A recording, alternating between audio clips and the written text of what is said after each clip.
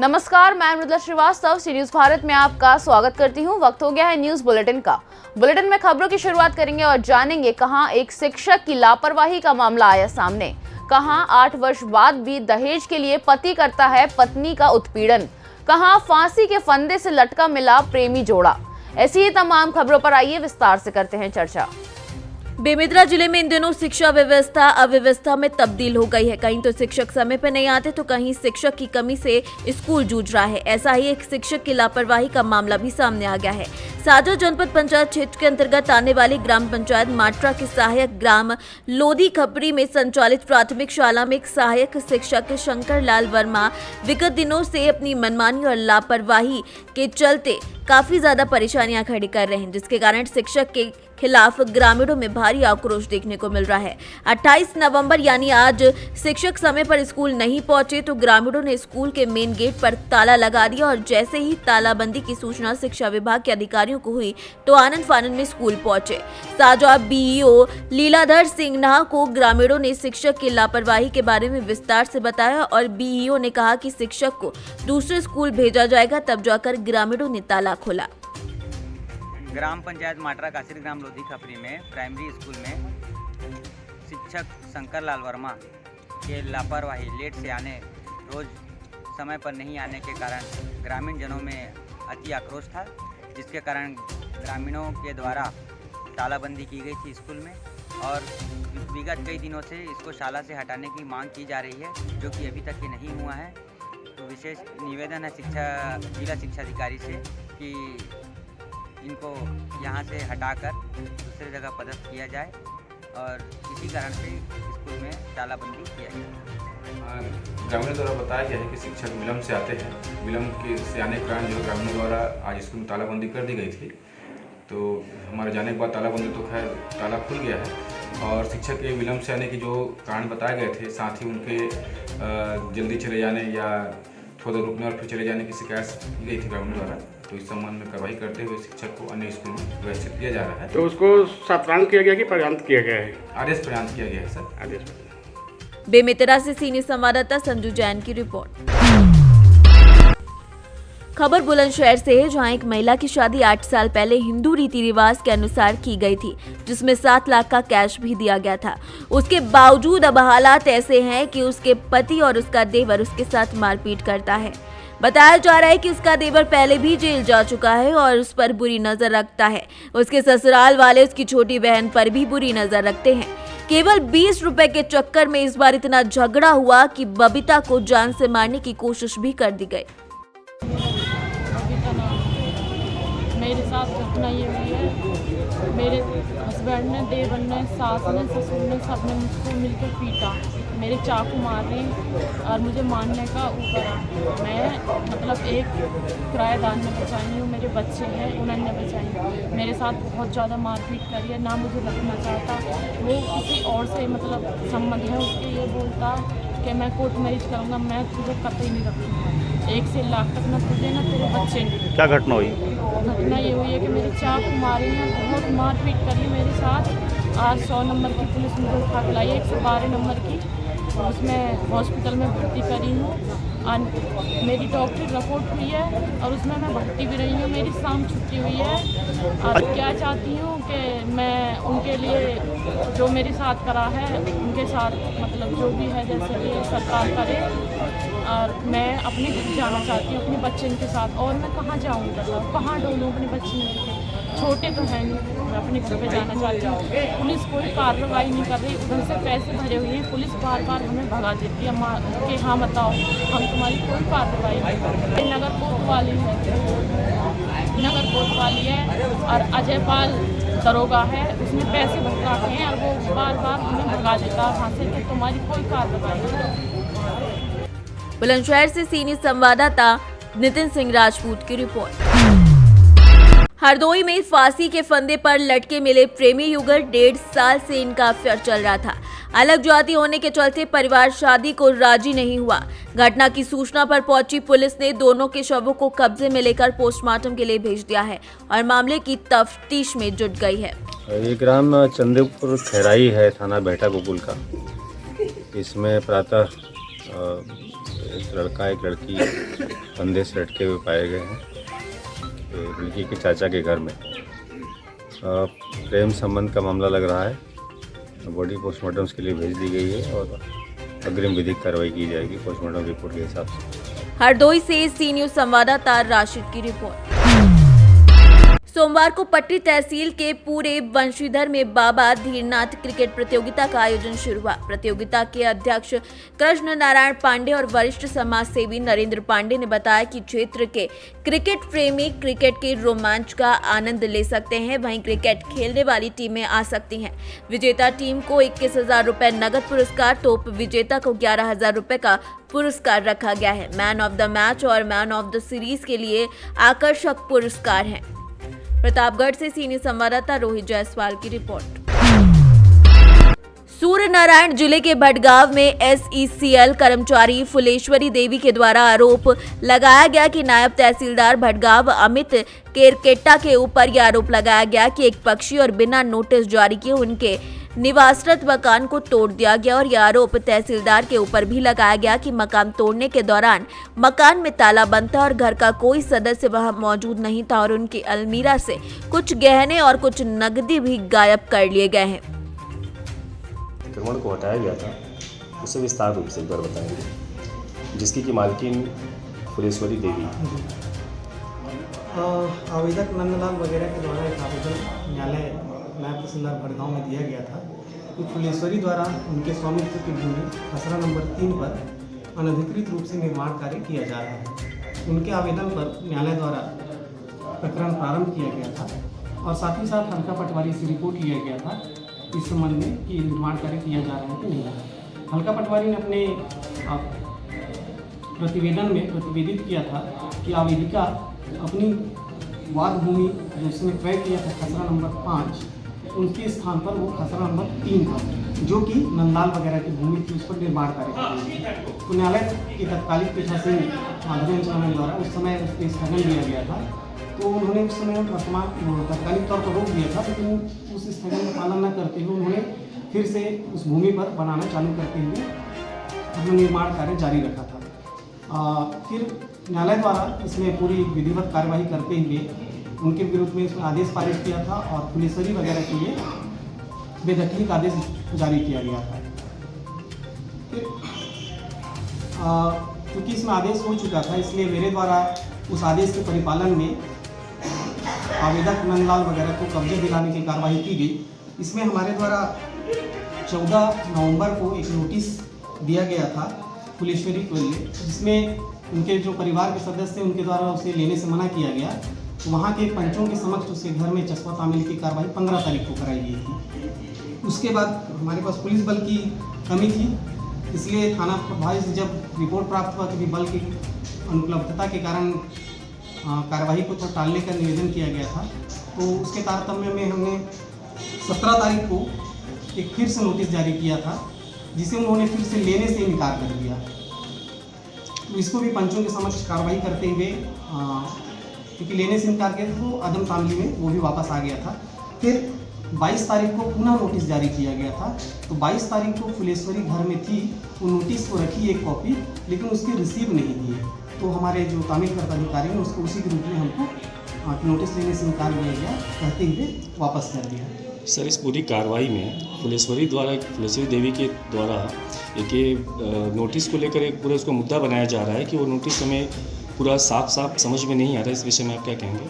ये नोटिस चूँकि उनको 3 बार प्राप्त हो चुका है, उनको तो ऐसा नहीं है कि उनको नोटिस की तामीली नहीं हुई, विधिवत तामीली हुई है। सर, कुल मिला के उनका ये आरोप बिल्कुल बेबुनियाद है जी। और एक नोटिस को लेकर एक पूरा उसको मुद्दा बनाया जा रहा है कि वो नोटिस हमें पूरा साफ समझ में नहीं आ रहा है। इस विषय में आप क्या कहेंगे? ये नोटिस चूँकि उनको 3 बार प्राप्त हो चुका है, उनको तो ऐसा नहीं है कि उनको नोटिस की तामीली नहीं हुई, विधिवत तामीली हुई है। सर, कुल मिला के उनका ये आरोप बिल्कुल बेबुनियाद है। जी, बिल्कुल बेबुनियाद उनके द्वारा लगाया गया। सर, पीड़िता के द्वारा काफ़ी 3 लाख और गहना होना का आरोप लग रहा है, तो क्या इस विषय में क्या कहना चाहेंगे आप? हाँ, जो भी सामान निकालने की कार्रवाई हुई थी वो वीडियोग्राफी के साथ हुई है, पंचों के समक्ष हुई है। तो जो सामान थे हमने बाहर लाकर सील कर दिया था उसमें उनके सामान से किसी भी प्रकार का छेड़छाड़ नहीं किया गया। अगर कुछ ऐसा कुछ आरोप लगाया जा रहा है गहनों को लेकर, पैसों को लेकर, तो ये आरोप सरासर बेबुनियाद है। सूरजपुर से सी न्यूज संवाददाता सूर्य नारायण की रिपोर्ट। भदोही जनपद अंतर्गत विकासखंड ज्ञानपुर सभागार में राष्ट्रीय ग्राम स्वराज अभियान के तहत एक बैठक का आयोजन किया गया, जिसमें ब्लॉक प्रमुख अखिलेश्वर प्रताप बबलू सिंह ने समस्त क्षेत्र पंचायत सदस्य और उपस्थित लोगों के साथ विकास कार्यों को लेकर बैठक की। भदोही से सी न्यूज संवाददाता नितेश उपाध्याय की रिपोर्ट। देवरिया पुलिस को बड़ी सफलता हाथ लगी है, जहां गुमशुदा 108 मोबाइल बरामद कर मोबाइल स्वामियों को दे दिए गए हैं। पुलिस अधीक्षक देवरिया के निर्देश पर साइबर सेल देवरिया ने बड़ी सफलता हासिल की है, जहां 15,000 रुपए कीमत के 108 मोबाइल फोन्स को बरामद किया गया है और उनके ओनर्स को दे दिया गया है। जनपद देवरिया के साइबर सेल में विभिन्न आवेदकों के मोबाइल खो जाने संबंधित प्राप्त प्रार्थना पत्रों पर साइबर सेल में नियुक्त अधिकारी कर्मचारियों द्वारा कार्रवाई करते हुए 108 आवेदकों के 108 मोबाइल फोन खोजकर उनके सुपुर्द किया गया है, जिसकी कीमत लगभग 15 लाख रुपए है। देवरिया से सीनियर संवाददाता ज्ञानेंद्र नाथ मिश्र की रिपोर्ट। ग्राम पंचायत जुन्नारदेव की सिद्धि महिला आजीविका ग्राम संगठन जुन्नारदेव विशाला में भारत सरकार के ग्रामीण विकास विभाग के उप सचिव HR मीणा ने मध्य प्रदेश के राज्य ग्रामीण आजीविका मिशन के द्वारा संचालित विभिन्न गतिविधियों का भ्रमण किया और विभिन्न गतिविधियों के संबंध में जानकारी प्राप्त की। सिद्धि ग्राम संगठन के द्वारा चल रही विभिन्न गतिविधियां जैसे कि टेराकोटा से बने हुए खेल खिलौने और सजावटी सामान समूह के सदस्यों द्वारा आधुनिक तरीके से जैविक खेती के बारे में भी जानकारी दी। मैं HR मीणा, उप सचिव ग्रामीण विकास मंत्रालय। मैं छिंदवाड़ा डिस्ट्रिक्ट के हमारी जो दीदियाँ हैं सेल्फ हेल्प ग्रुप की, उनकी गतिविधियाँ हैं आर्थिक सामाजिक, कुछ हमारे दीदियाँ पॉलिटिकल एक्टिविटीज़ भी कर रही है, सरपंच भी बनी है, तो काफ़ी इसमें जुड़ने के बाद काफ़ी बदलाव आया है और विभिन्न प्रकार की गतिविधियों के माध्यम से अपना आजीविका चला रही है। और उनका कामकाज देखने के लिए CLF मॉडल CLF का कामकाज, ग्राम संगठन का कामकाज, हमारी दीदियाँ वैल्यू चेन पे क्या काम कर रही हैं, वो भी जानने के लिए मैं काफ़ी प्रयास किया, जिसमें पता लगा कि यहाँ तुअर खूब होता है लेकिन दाल नहीं बना पा रही दीदियाँ। दाल बनाएंगे तो उनकी आय में वृद्धि होगी। वैल्यू चेन में काम करने की ज़रूरत है और यहाँ का कामकाज अच्छा लगा और मैं उम्मीद करता हूँ कि और दीदियाँ और अच्छे ढंग से करेंगी। Thank you sir. जुन्नारदेव से सीनियर संवाददाता वीरेंद्र अग्रवाल की रिपोर्ट। छापामारी के लिए घर में घुसी खूंटी पुलिस की आवाज सुनते ही बुजुर्ग निजामुद्दीन के सीने का दर्द उठ गया और वो चल बसे। लगभग 75 से 80 साल के निजामुद्दीन की मौत हो जाने से फैली खबर के बाद उग्र ग्रामीणों ने रेड टीम में शामिल होकर पुलिस को बंधक बना लिया। वहीं उन्हें खूब खरी खोटी सुनाई। कुछ लोगों का इल्जाम था कि पुलिस घर में 3 दरवाजों को तोड़कर अंदर आई थी, वहीं जोर जोर से बोल रही थी, तो उनका बर्ताव काफी भयावह था। पुलिस वांटेड इजहार अहमद उर्फ कल्लू की खोज में घर में घुसी थी। बुजुर्ग की मौत के बाद खूब हाय तौबा मची। वहीं पुलिस को बंधक बना लिया जाने की खबर से पुलिस अधिकारियों की नींद उड़ गई। खूंटी के SDO, DSP से लेकर कई थानों की पुलिस पूरे लाव लश्कर के साथ मौके पर पहुंच गए। उग्र ग्रामीण शुरू में कुछ भी सुनने को तैयार नहीं थे। गुस्साए ग्रामीणों को खूब समझाया बुझाया गया, तब जाकर बंधक बने पुलिसकर्मियों को आजाद करवाया गया। मौके पर पहुंचे आला पुलिस अधिकारी निजामुद्दीन की मौत का गहरा दुख भी जताते नजर आए। खूंटी से सीनियर संवाददाता शहीद अंसारी की रिपोर्ट।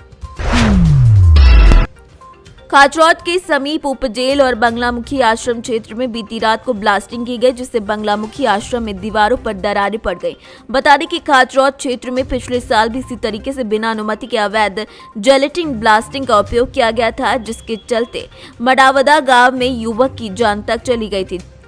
इसके बाद अब आश्रम के स्वामी कृष्णानंद महाराज ने भी इस पर विरोध जताया है। कृष्णानंद महाराज ने यह भी बताया कि बंगलामुखी आश्रम में जो दीवारों पर दरारें पड़ी हैं, इसका जिम्मेदार जिसने ब्लास्टिंग की है वही है, जिसकी सूचना कृष्णानंद महाराज ने अनुभागीय अधिकारी SDM पुरुषोत्तम कुमार को दी है। अब देखने वाली बात है कि ब्लास्टिंग करवाने वाला कौन था और इसकी जिम्मेदारी किसकी बनती है और उसको क्या कार्यवाही के तहत सजा दी जाएगी।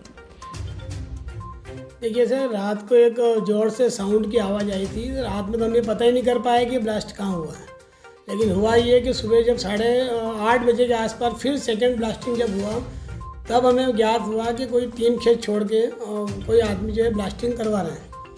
और अभी मुझे ज्ञात हुआ है कि वो कुएँ को खनन करवा रहे हैं। लेकिन मेरा ये कहना है कि कोई भी चीज़ अगर होती है तो उसको इस रूप में करना चाहिए कि आसपास कोई क्षति नहीं पहुँचे।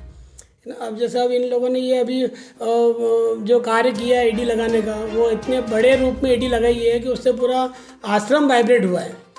और रात्रि में तो मैं नींद में सोया हुआ था, मैंने कहा कि ऐसा तो नहीं कि अपने आश्रम में कोई टंकी फट गई हो या ऐसा कुछ, ऐसा चिंतन चला गया था।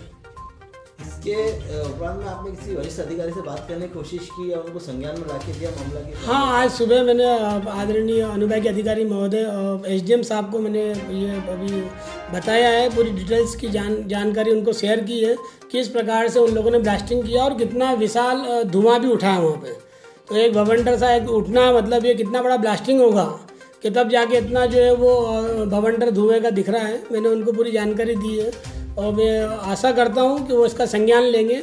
और दूसरी चीज़ है, कोई अगर एग्रीकल्चर के लिए अगर ओपन वेल बनाना चाहता है उसके लिए कोई मना नहीं है, लेकिन ये आपको ध्यान रखना चाहिए कि हम मंदिर के पास में है या गौशाला के पास में है। इतना बड़ा अगर आप कोई काम कर रहे हैं और ये प्रशासनिक सेवाएं जहाँ चल रही हो, अब मेरे नियरेस्ट मेरे जेल लगी हुई है, आश्रम से 2 खेत छोड़ के जेल है, तीसरे खेत में वो काम कर रहे हैं। मेरी जब भूमि वाइब्रेट कर रही है, इसका मतलब है कि पास में जेल बनी हुई है, वहाँ भी तो वाइब्रेशन जा रहा होगा।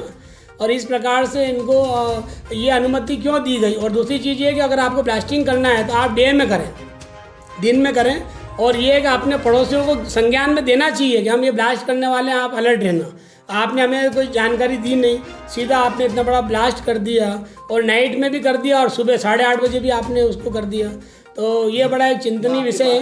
बीच में रोकना चाहूँगा क्षमा कि जिस तरीके से ब्लास्टिंग हुई थी वो किस खेत में हुई थी, उसका मालिक का कुछ नाम अगर आपके पास होगा तो आप अवगत कराना चैनल के द्वारा दर्शकों को और अधिकारियों को अवगत हो जाएगा, या उनका परमिशन थी नहीं थी, आपने पता करा नहीं? देखिए, मैं इतनी जानकारी तो ले नहीं सकता हूँ उनका परमिशन है या नहीं है। अगर परमिशन है तो भी उसके कुछ रूल्स ऑफ रेगुलेशन होते हैं कि मंदिर या कोई मकान हो या कोई विद्यालय हो या कोई आसपास आपके सरकारी संस्थान चल रहा है, तो उप जेल जैसी शाखाएं बनी हुई है और आप यहाँ ब्लास्टिंग करवा रहे हो 2-3 खेत छोड़ के, ये इससे बड़ा कोई जघन्य अपराध नहीं हो सकता है और ये अक्षम्य अपराध है। कारण क्या है कि मेरे यहाँ वॉल में क्रैक आई है और मैं मीडिया को भी चाहूँगा कि वो उस क्रैक को ले और दिखाने की चेष्टा करें कि किस प्रकार से बिल्डिंग में क्रैक आई। यहाँ तक वहाँ दिखाइए, यह क्रैक अंदर तक क्रैक आ गया है।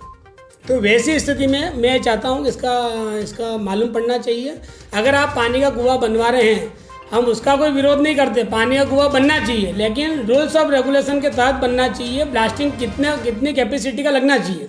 अब आपने इतना हाई ब्लास्टिंग वहाँ लगा दिया कि आप पूरा आश्रम वाइब्रेट हो गया। किस चीज़ की ब्लास्टिंग उन्होंने कुएं के अंदर? अब मुझे ऐसा लगता है ये ईडी से ही करते हैं लोग और उसकी इनके पास परमिशन है या नहीं है ये मेरे संज्ञान में तो नहीं है, लेकिन मैं ये जरूर चाहता हूँ इसका प्रशासनिक सेवाओं को ध्यान देना चाहिए।